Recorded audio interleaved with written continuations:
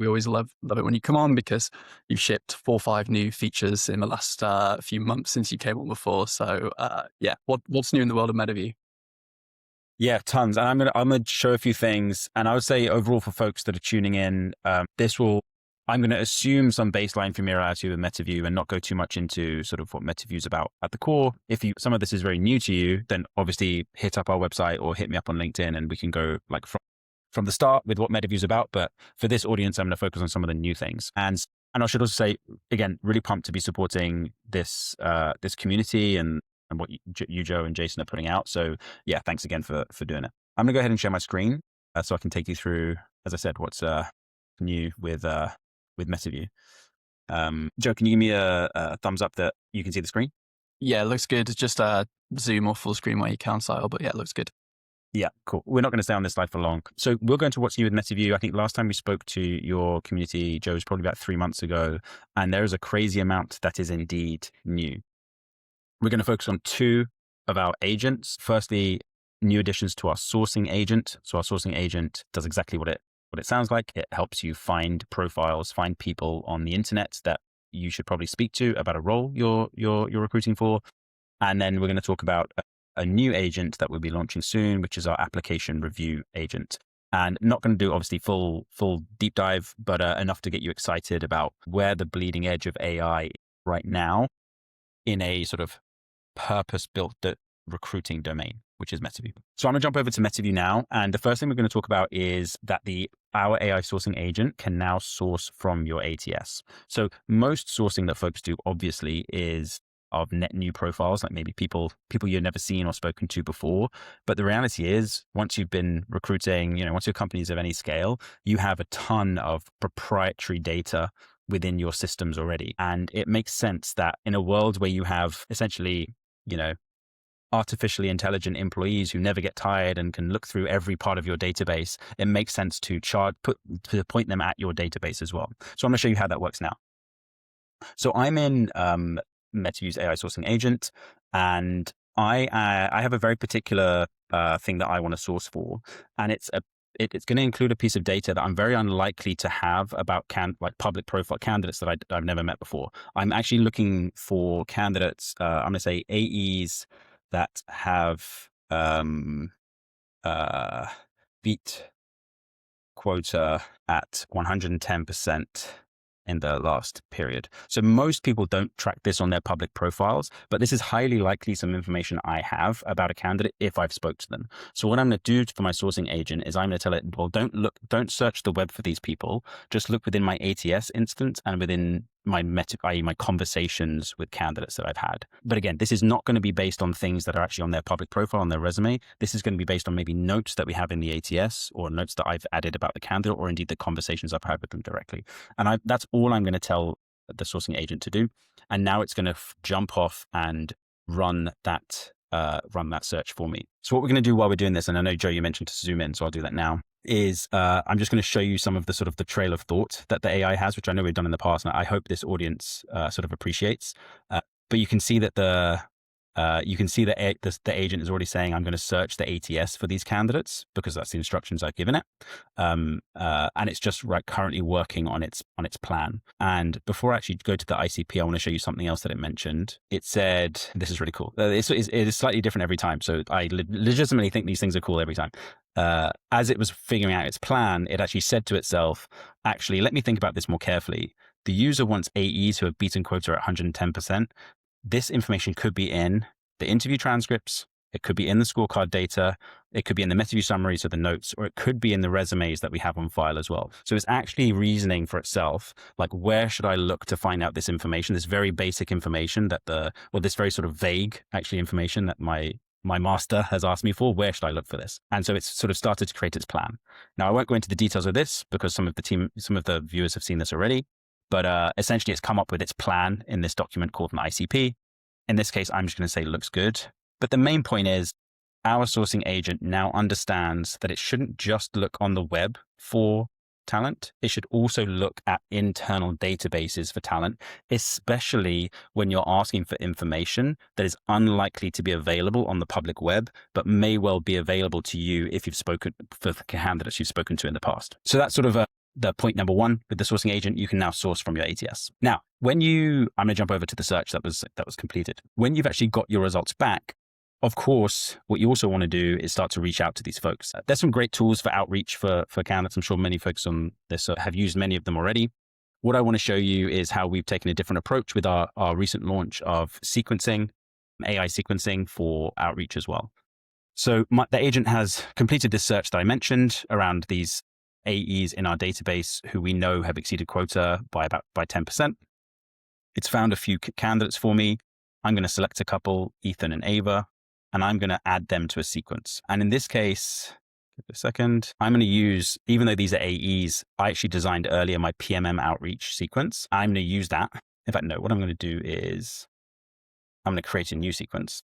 Add these candidates to the sequence. Now let's do AEs sequence. Now, what's unique about Metaview's approach to sequencing? Like, obviously, this is a very developed product category, but at Metaview, we like to do things a little bit differently. What's really unique about Metaview is you can ask the AI for any variable you want. So let's say I wanted to say in the body of my email, subject being interested, in the body of my outreach, it can, of course, give all the sort of standard variables you'd expect. First name, saw you were smashing it at current company. What you can also do is ask the AI for any type of, to be creative in this outreach. So for example, let's say I want the AI at this point to say, let's say we're hiring for new AE and think you'd be great. I actually want the AI to be funny. I want to say, make a joke, a career related joke about AEs and the impact of AI. And so you can completely customize what variables you want the AI to fill in within your sequences. And you can make this as sort of, user specific as you want or candidate specific as you want. For example, like could be about their current company or whatever it might be. But essentially you have total control over what you want the AI to get creative about within your outreach. You can have no creativity and just have it all completely structured and templated, just like you would with traditional sort of legacy outreach tools. Or you can almost like max creativity of the AI and say, hey, just like go crazy with this within within whatever sort of constraints you desire. Let's do a preview on this case. So again, I don't know what this is going to say because I'm leaving the reasoning to the LLM to decide what a joke about AI and AEs is. Here we go. They say AI is coming for everyone's job, but AEs are safe because no arguments figured out how to expense a client dinner and call it relationship building. So there you go. Maybe not the best example, but the point is you can enter instructions to the AI as your variables and get these really sort of customized and vibrant and dynamic outreach as a result of this. So that's sort of like quick question. Yeah. Does that actually help with deliverability too? Because like as we're getting better at creating content to reach out, I would argue that like the Gmails of the world are getting much better at like filtering like what's coming in. So you could almost do like a spin tap thing there too, right? Yeah. Honestly, on that front, it's like yes, it does. It does when you have this, as you pointed out, essentially for folks that aren't super aware, I'm sure everyone is, but when these sort of email brokers realize that there's lots of the same content being sent out, then it increases the likelihood that it'll be marked as spam. So obviously when you have these variables in it, it can really help. So yeah, it definitely does make a difference. And the whole way Metaview sourcing agent is designed is it's not really assuming you're going to be sending out like thousands of these. It's sort of, it's designed in mind that there's going to be like 10, 15, 20, like pretty targeted use cases. So we don't really fall foul of the deliverability too much anyway, in just the nature of our product and the nature of how our customers use it. But I still think it's a really, really, really good point. Really what this is designed to do is, obviously the name of the show is Prompt Mates. Being great at prompting is a really great skill. These LLMs are getting more intelligent every week, it feels like at this point. And so the more areas of your workflow where you can be leaning on the LLM to be smart, the better for you. And obviously what we need to do as a company building these products is make sure that we have this surface area where you can lean on the LLM in a way that's purpose built for recruiting. That's the main thing. That's the main sort of like inspiration for us in how we go about building this. I won't go and build the rest of the sequence because you get the idea. But the main sort of thing that's really cool and different about this is one, it's connected directly to our sourcing agents, which just makes it super easy. And two, you have this like complete variability and control. You can completely orchestrate the AI and its level of involvement you want it to have in the content that you send out to candidates. Cool. I'm gonna motor through the last couple of things because I want to make sure we obviously spend most of the time on the crux of the episode. One thing I should say that folks will be really interested in who have used the sourcing agent before is one thing that's, unique about this more agentic form of sourcing, which is the only product on the market that has this agentic approach, is you'll see it right now. It sometimes takes a bit of time to actually find the candidates because it's truly doing the work far quicker than any human on your team, but it's still doing the work. So right now, this search that I kicked off about 5 minutes ago, it's still going. What you can now do if you are more looking to get a sort of a quick hit is just like with maybe more legacy sourcing tools, you can also just set filters manually if you want. If you don't want to use an AI agent to scour the internet for profiles, you can literally just add whatever filters you want just to get that raw list back. So that's another thing that the sourcing agent now has access to, is just like, hey, just filter the database, show me who fits, don't apply too much intelligence, just like have this blunt instrument. So you sort of get the best of both worlds with Metaview. How am I doing for time, Joe? I want to be sort of mindful of what you have planned for the episode and conscious I've gone through a lot already. Yeah, we're getting close, but we could do another minute or two just to round off. Okay, cool. Well, I'll give it as a bit of a teaser then. The next thing that we'll be launching in the next couple of weeks, and some customers now have early access to, is what we call application review. So again, with Metaview, as you'd expect, there's a bit of a unique approach to achieving this. It essentially relies on being as agentic as possible with how we use AI for application review. In this case, we've got a few roles that we have open. I'm going to jump into one of our roles, which is let's do our product engineer applicants. And as you can see, I have a list of my applicants ordered by how much they fit against the ICP. Now, for like very eagle-eyed viewers of this, you'll know that when you source candidates, when you work with the sourcing agent works off what we call an ideal candidate profile, an ICP. That same ICP is then essentially used by the application review agent to understand what good looks like for an applying candidate as well. So you get these massive benefits by sort of really spending time with our sourcing agent. You're essentially teaching this agent what does good look like for this role. And of course, it makes sense for it to use that same intelligence, that same context when it's looking at your applicants. And so what you end up getting is, obviously no decisions are made by the AI. Essentially, it will tell you of all of the applicants in your applicant pool based on this ICP that you've decided either as part of the application review flow or as part of sourcing. This is how everyone fits against this criteria. Sort of gem number 2 on this is you can also totally customize some of the specific ways or like aspects of an application you ask the AI to look at.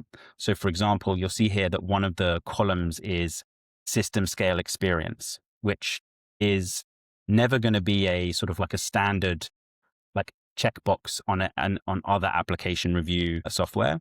But for us, because we have this very agentic approach where you can prompt the AI on exactly what you mean for a particular role. So in this case, in order for the AI to score the candidate on system scale experience, we've told it, say the candidate is strong if they have explicit mentions of high traffic distributed systems. Say it's a good fit if they've worked at companies known for scale. Say they're okay if they worked on standard web applications, et cetera, et cetera. So essentially, I have a customized prompt that I, as the recruiter for this role, have created to help the AI understand how it should consider and understand the experience of each of these applicants, which I sort of tell it once, and then it can apply to all 300 applicants I've had for this role, and it can help me really sort of motor through and understand the quality of my pipeline far more effectively. So yeah, there's lots more on application review, lots more that we've done that's, I think, fairly unique about solving that problem of, whether it's a deluge of real applicants, deluge of fake applicants. There's lots of like cool things there, but that's the next agent that will be hitting your Metaview account soon. So yeah, excited to see how people react to that. Awesome, dude. Almost too much to even react to there. Maybe I'll bookend it. The last thing you showed, like very simple, but like I love how it's stack ranked, like coming from a recruiter who used to do LinkedIn searches where you get 500 results that are keyword matched in any order, right? Like you want to see like for your very specific requirements, like who are top few candidates. So super useful. And then I've seen Linda put in the chat, like on the ability to search for your ATS, like often or historically like a massive black hole in hiring, right? Like you would at the point of the role, you'd assess someone and then they just disappear into the ATS. Yep. So, great for hiring teams, but probably great for candidates as well, but they have a chance of being resurfaced.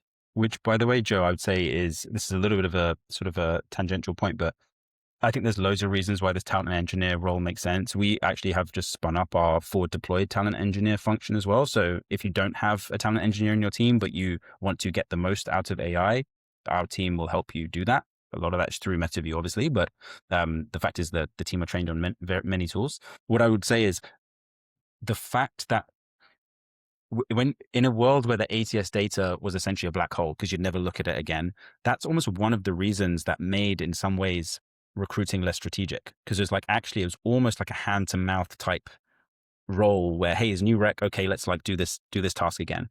In a world where you actually have, in this case, AI that is making use of all of your historic data, suddenly having high quality historic data becomes really important. And that's exactly what essentially a talent engineer's job is going to be how do we make sure we have really high quality context for our AI? Because suddenly the sort of the surface area that we can traverse is much larger, and we actually care about all this historic data. So I think one of the things those talent engineers will be responsible for is essentially like data, truly like solving this data quality problem, because it is now much more valuable than it used to be because we can actually do something with it. Yeah, I agree. Jason and I were talking about context engineering is probably going to be the big next trend we'd be placing some bets on, but let's not. We could probably spend the whole episode talking about that. But I think you're on holiday, actually, Sai. Are you in Oman? So we'll let you enjoy your holiday. Yeah, appreciate it. Yeah, trip. Obviously working a bunch as well, but appreciate it. And good luck with the episode. Appreciate all the work you guys are doing.